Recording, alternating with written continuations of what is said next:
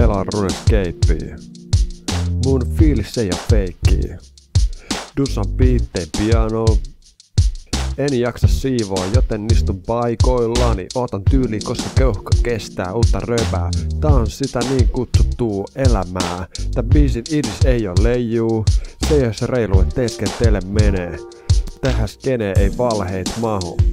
Kato YouTube Steven Bantuu tai jotain muut yhtä järkevää. Todella kärkevää aatella, et mulle ei muka harrastus too. Mähän nimenomaan oon esimerkillinen ja kammoksun ihmisiä villine oletuksineen. Siihen maailmaan mihin tottunut vaikea päästä ineen, paljon helpompi vinee. Meinasi jo hengästyy, tää piti olla chilli. On niin väsynyt et silmätkin menee killiin.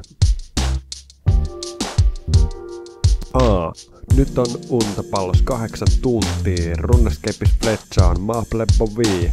Aurinko on noussu, vallase mun huoneen. Joks alat päästä juonee. En ota turhin paineet.